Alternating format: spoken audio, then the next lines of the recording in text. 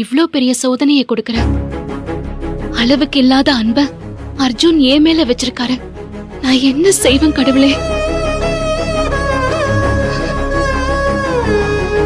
என் மேல எவ்வளவு நம்பிக்கை இருந்தா அவர் என் போனை கூட பார்க்காம அப்படியே திரும்ப கொடுத்திருப்பாரு. அந்த அளவுக்கு அவர் என்ன நம்புறாரு. ஆனா நான் அவரோட அன்புக்கு அருகதை இருக்கிறவதானா?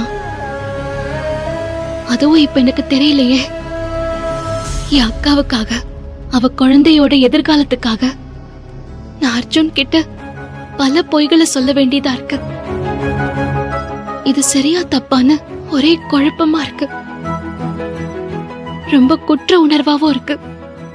நான் என்ன செய்யட்டும்? இந்த விளையாட்டை விளையாடுறது நீதானே. நீயே பதில் சொல்லு.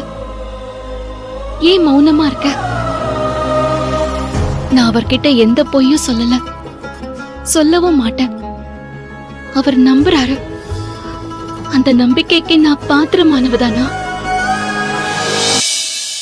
அவர் என்கிட்ட உண்மையா இருக்காரு. ஆனா ஏன் சூழ்நிலை என்னால அப்படி இருக்க முடியல. அது உனக்கு புரியும் கடவுளே. அவருக்கு எப்படி புரிய வைப்பேன்? நான் அவருக்கு உண்மையா இருந்தேன், இருக்கணும் தான் ஆசைப்படுறேன். எனக்கும் அவர் மேல அன்பு இருக்கு, காதல் இருக்குன்னு கத்தி கதறி சொல்லணும் தான் நினைக்கிறேன். அப்படி சொல்லிட்டா நடக்க போற விபரீதங்கள், சிதைய போற என் அக்காவோட கனவுகள், அந்த குழந்தையோட எதிர்காலம், இது எல்லாத்தையும் மனசுல வச்சுக்கிட்டு நான் உள்ள எரிமலையா கொதிச்சுக்கிட்டும் வெளியே அமைதியாவும் இருக்கேன். அது உனக்கு தெரியாதா? தெரிஞ்சும் இப்படி ஒரு சோதனையை ஏன் எனக்கு கொடுக்கற? ஏன் இந்த நெருப்புல என்ன தள்ளி விடுற? அர்ஜுன், என்ன மன்னிச்சிரு அர்ஜுன்.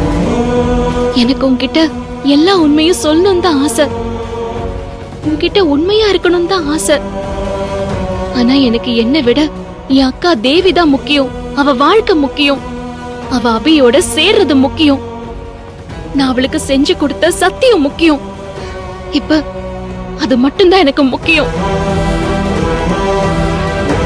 அந்த சத்தியத்தை நிறைவேற்ற இப்போதைக்கு உன் காதல ஏத்துக்கிற மாதிரி நடிச்சு அமைதியா இருக்கிறது தான் உத்தமம். தேவியும் அபியும் சேரணும்.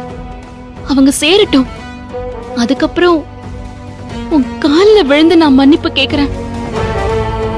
நீ மன்னிக்கவே இல்லைனாலும் உன் காலடியிலேயே விழுந்து கிடக்குற. நீ என்ன மன்னிச்சாலும் சரி, தண்டிச்சாலும் சரி, அதை என் தலையெழுத்துன்னு நான் ஏத்துக்கிறேன். ஆனா இப்போதைக்கு இந்த நாடகம் தொடரும். இதுதான் என் முடிவு. என்னதான் பேனா தப்பா எழுதினாலும் எல்லாரும் காகிதத்தை தான் கிழிச்சு போடுறாங்க. அது போலதான் உன்னோட விளையாட்டும். நீ என்ன எழுதினாலும் அதுக்கான தண்டனை எனக்கு தான். உன்னை கேள்வி கேட்க யார் இருக்கா? நான் ஏத்துக்கிறேன். எனக்கு என் அக்கா அபியோட சேர்ந்தா போதும். அதை மட்டும் நீ நிறைவேற்றி வை. உன்கிட்ட வேற எந்த வேண்டுதலும் நான் கேட்கல.